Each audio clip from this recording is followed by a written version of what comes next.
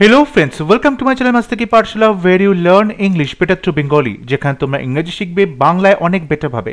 ট্রান্সলেশনের ক্লাসে তোমাদের সবাইকে আরো একবার ওয়েলকাম করছি। আজকে পিকে দে সরকারের বই থেকে একটি এক্সারসাইজ আমরা বাংলা থেকে ইংলিশে ট্রান্সলেট করব। এর আগে পিকে দে সরকারের বই থেকে বেশ কিছু এক্সাম্পলস আমরা সলভ করেছি। এছাড়াও প্রিভিয়াস ইয়ার্সে বিভিন্ন সরকারি চাকরির পরীক্ষাতে যে সমস্ত ট্রান্সলেশনের প্রশ্নগুলো এসেছিল সেই ট্রান্সলেশনের প্রশ্নগুলো আমরা ক্লাসে সলভ করেছি। আশা করব প্রত্যেকটা ক্লাস তোমরা দেখছো, ফলো করছো এবং অবশ্যই সেখান থেকে শিখতে পারছো। তাহলে শুরু করছি আজকের লেসন। এখানে যে বাংলা প্যাসেজটি দেওয়া আছে সেই প্যাসেজটি প্রথমে আমরা পড়ব, প্রত্যেকটা বাংলা সেন্টেন্স সহজভাবে বোঝার চেষ্টা করব, তারপর প্রত্যেকটা সেন্টেন্সকে বাংলা থেকে ইংলিশে ট্রান্সলেট করব। অকস্মাৎ ইন্দ্র সোজা হইয়া দাঁড়াইয়া কহিল, আমি যাব। অকস্মাৎ হঠাৎ করে ইন্দ্র সোজা হয়ে দাঁড়িয়ে বলল, আমি যাব। এখানে আমরা বুঝতেই পারছি ইন্দ্রনাথ এবং শ্রীকান্ত অর্থাৎ শরৎচন্দ্র চট্টোপাধ্যায়ের বিখ্যাত উপন্যাস শ্রীকান্ত থেকে একটি ছোট্ট অংশ। আমি সভয়ে তাহার হাত চাপিয়া ধরিলাম। ভয় পেয়ে আমি তার হাতটা চেপে ধরে বললাম, পাগল হয়েছ ভাই? ইন্দ্র তাহার জবাব দিল না। একটা বড় ছুরি পকেট হইতে বাহির করিয়া বাঁ হাতে লইয়া কহিল, তুই থাক শ্রীকান্ত, আমি না এলে ফিরে গিয়ে বাড়িতে খবর দিস। আমি চললুম। তাহার মুখ পাণ্ডুর, তাহার মুখটা বিবর্ণ, কিন্তু চোখ দুটি জ্বলিতে লাগিল। তাহাকে আমি চিনিয়াছিলাম। আমি নিশ্চিত জানিতাম কোনো মতেই তাকে নিরস্ত করা যাইবে না। সে যাইবেই। নিরস্ত করা যাইবে না মানে কখনোই তাকে তার লক্ষ্য থেকে ভ্রষ্ট করা যাবে না, বা সে যে একবার বলেছে যাবে ছুরি হাতে করে, সেখান থেকে তাকে কখনোই ফেরানো সম্ভব নয়। তার ডিসিশন কখনোই চেঞ্জ করা সম্ভব নয়। ভয়ের সহিত চির অপরিচিত তাহাকে আমি বা কেমন করিয়া বাধা দিব? অর্থাৎ ইন্দ্রনাথ যে জীবনে ভয় বলে কখনো কিছু জানেনি, ভয় বলে কোনো কিছু স্বীকার করে না, তাকে কি করে আমি বাধা দেব? এই ছোট্ট একটা প্যাসেজ শ্রীকান্ত উপন্যাস থেকে নেওয়া হয়েছে। সেই প্যাসেজটি আমরা আজকে ট্রান্সলেট করব। প্রথম সেন্টেন্স, অকস্মাৎ ইন্দ্র সোজা হইয়া দাঁড়াইয়া কহিল, আমি যাব। তাহলে আমরা এটাকে এরকমভাবে বলতে পারি, অকস্মাৎ মানে সাডেনলি ইন্দ্র, এবার সোজা হইয়া দাঁড়াইয়া কহিল মানে প্রথমে সোজা হলো এবং বলল। So suddenly Indra became erected. এখানে সোজা হলো মানে বিকেম পরিণত হলো ইরেক্টেড, সোজা হয়ে দাঁড়িয়ে পড়লো। তাহলে suddenly Indra became erected and said এবং কহিল এবং বলল, আমি যাব, আই শ্যাল গো। আমি যাব, I shall go. So suddenly Indra became erected and said, ঠিক আছে, আই শ্যাল গো। আমি সভয়ে তাহার হাত চাপিয়া ধরিলাম মানে আমি সভয়ে তাহার হাত চাপিয়া ধরিলাম মানে আমি ভয় পেয়ে তার হাতটা চেপে ধরলাম শক্ত করে, অর্থাৎ তার হাত চেপে ধরে। আমি এখানে পার্টিসিপল ইউজ করতে পারি। সো চেপে ধরা, গ্রিপ করা, গ্রিপ করা। So gripping his hand firmly, শক্তভাবে তার হাতটা চেপে ধরলাম। এখন গ্রিপ এই ভার্বটাকে যদি পার্টিসিপল করতে হয়, প্রেজেন্ট পার্টিসিপল, সো গ্রিপের সাথে আইএনজি বসাতে হবে। গ্রিপিং হিজ হ্যান্ড ফার্মলি, ভয় পেয়ে, সভয়ে, ভয় পেয়ে, ইন ফিয়ার। তাহলে gripping his hand firmly in fear আমি বললাম, আই সেড, পাগল হয়েছ ভাই মানে হ্যাভ ইউ গন ম্যাড, কিংবা have you lost it. Have you gone mad কিংবা have you lost it, have you gone mad পাগল হয়ে গেছো, কিংবা have you lost it. Have you lost it মানে তুমি কি হারিয়ে ফেলেছো? হারিয়ে ফেলেছো মানে তোমার সেন্সেসগুলো, তোমার যে ইন্দ্রিয় যে কাজ করছে, তোমার যে লজিক্যাল মাইন্ড, সেটাকে তুমি হারিয়ে ফেলেছো, তোমার মাথাটাকে আর কাজ করছে না। পাগল হয়ে গেছো মানে আমরা সেরকমটাই সেন্সে বলে থাকি। So have you gone mad কিংবা have you lost it.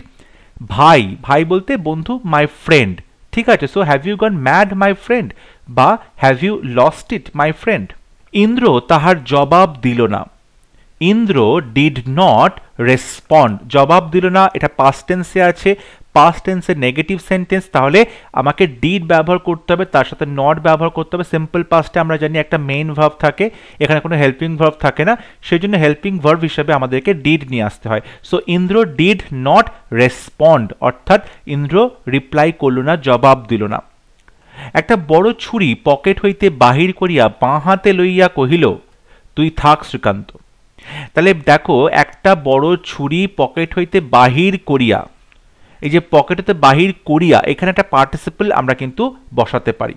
So taking out a big knife, অর্থাৎ বার করে, taking out a big knife pocket থেকে, ফ্রম হিজ পকেট, তাহলে বাহির করিয়া, টেক ভার্ব টেক আউট বের করা, সো টেকের সাথে আইএনজি বসিয়ে দিলাম, present participle, taking out a big knife from his pocket, তার পকেট থেকে।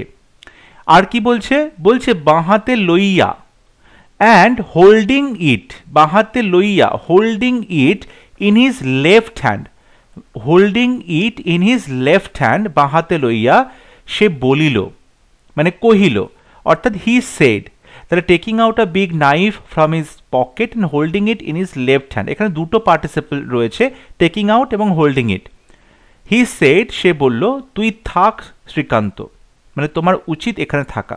So you better stay Srikanta, you better stay Srikanta, তোমার এখানেই থাকা উচিত, you better stay Srikanta.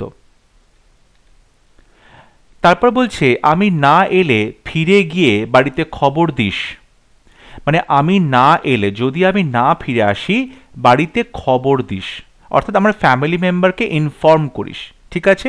So if I do not come back, যদি আমি ফিরে না আসি, if I do not come back, যদি আমি ফিরে না আসি, গো টু মাই ফ্যামিলি, আমার বাড়িতে যাস, অ্যান্ড ইনফর্ম দেম, তাদেরকে খবরটা দিস, ইনফর্ম দেম, তাদেরকে খবরটা দিস।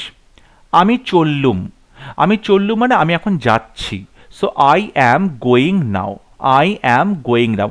আমরা এটাও বলতে পারি I am of, I am of মানে আই অ্যাম গোয়িং নাও, এটাকে আমরা বলতে পারি আই অ্যাম অফ, এভাবেও কিন্তু আমরা কথাটা বলতে পারি, ঠিক আছে। তাহার মুখ পাণ্ডুর কিন্তু চোখ দুটি জ্বলিতে লাগিল, তাহার মুখ পাণ্ডুর মানে তার মুখটা পেলব হয়ে গেছিল, মানে ফ্যাকাশে হয়ে গেছিল। সো হিজ ফেস ওয়াজ পেল, his face was pale, but কিন্তু চোখ দুটি জ্বলিতে লাগিল, বাট হিজ আইজ ওয়্যার, জ্বলিতে লাগিল এটা past continuous tense, so his eyes were burning, জ্বলছিল, কিরকমভাবে, উজ্জ্বলভাবে, bright, so his eyes were burning bright, his face was pale but his eyes were burning bright. তাহাকে আমি চিনিয়াছিলাম, মানে আমি তাহাকে খুব ভালো মতো চিনতাম, I knew him well, I knew him well, কিংবা I knew the stuff he was made of, সে কি পদার্থ দিয়ে তৈরি, কোন ধাতু তৈরি সেটা আমি জানতাম, অর্থাৎ I knew the staff he was made of, made of মানে তৈরি হওয়া, হি ওয়াজ মেড অফ তাকে তৈরি করা হয়েছিল, অ্যান্ড স্টাফ মানে হচ্ছে মাল মশলা বা যে ম্যাটেরিয়াল, তাহলে I knew the material he was made of, সে কোন ধাতুতে তৈরি, কি ধরনের মানুষ, আমি তাকে খুব ভালো মতো জানতাম। So I knew him well এটাও বলতে পারি, কিংবা I knew the staff he was made of, simple past tense ব্যবহার করা হচ্ছে। আমি নিশ্চিত জানিতাম কোনো মতেই তাকে নিরস্ত করা যাইবে না, আমি নিশ্চিত জানিতাম, এটা হচ্ছে মেন ক্লজ, যে কোনো মতেই তাকে নিরস্ত করা যাইবে না। আমি নিশ্চিত জানিতাম, I knew it surely, I knew it surely, নিশ্চিতভাবে জানতাম, যে দ্যাট কোনো মতেই তাকে নিরস্ত করা যাইবে না, মানে আমি কখনোই তাকে কন্ট্রোল করতে পারবো না, তাকে আমি আটকাতে পারবো না। So I could not restrain him, I could not restrain him, I knew it surely that I could not restrain him. সে যাইবেই, he definitely would go, he definitely would go, সে যাইবেই, হি ডেফিনেটলি উড গো মানে সে অবশ্যই যাবে, হি definitely would গো। দেখো এখানে এই যে আমরা অ্যাডভার্বটি লিখেছি সেটা কিন্তু আমরা উডের পরেও লিখতে পারি, he would definitely go, he would definitely go, আমরা হেল্পিং ভার্ব এবং মেইন ভার্বের মাঝখানে এই অ্যাডভার্বটা লিখব। So he would definitely go, ঠিক আছে। ভয়ের সহিত চির অপরিচিত তাহাকে আমি বা কেমন করিয়া বাধা দিব, মানে এই যে কেমন করিয়া, কেমন করিয়া, ঠিক আছে, বাধা দেব, কেমন করিয়া আমি বাধা দেব, কেমন করিয়া অর্থাৎ how on earth, how on earth I could hold back the person, অর্থাৎ I could hold back the person মানে বাধা দেওয়া, তাকে পেছন থেকে আটকে রাখা। হাউ অন আর্থ কিভাবে, I could hold back the person, আমি মানুষটাকে আটকে রাখবো। কোন মানুষটা?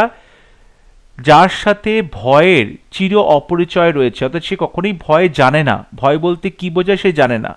অর্থাৎ দ্য পার্সন, তারপরে আমি এখান থেকে রিলেটিভ ক্লজ শুরু করছি। Who was ever a stranger to fear, who was ever a stranger, যে সবসময় একটা অপরিচিত হয়েই থেকে গেছে, টু ফিয়ার ভয়কে, ভয়ের সাথে। So how on earth I could hold back the person, কি করে আমি বাধা দেব সেই মানুষটাকে যে ভয়কে কখনোই ভয় পায়নি। অর্থাৎ who was ever a stranger to fear, অর্থাৎ ভয়ের সঙ্গে তার কখনোই পরিচয় হয়নি। He was a stranger to fear. So how on earth I could hold back the person who was ever a stranger to fear. So I hope আজকে class তোমাদের ভালো লেগেছে। প্রত্যেকটা সেন্টেন্স তার ট্রান্সলেশন তোমরা বুঝতে পেরেছো। তোমরা যদি চাইবে তোমাদের নিজেদের আনসার আমার সাথে শেয়ার করবে বা কারেকশন করাতে চাও, বাড়িতে তোমরা যেটা প্র্যাকটিস করছো তোমরা অবশ্যই কমেন্ট লিখে জানাতে পারো। যদি ভিডিওটি ভালো লাগে ভিডিওটি লাইক করবে, শেয়ার করবে এবং আমার চ্যানেলটি সাবস্ক্রাইব করতে ভুলবে না। পরবর্তী লেসনে খুব শীঘ্র দেখা হবে। ততক্ষণ সবাই ভালো থাকবে, সুস্থ থাকবে। Thank you.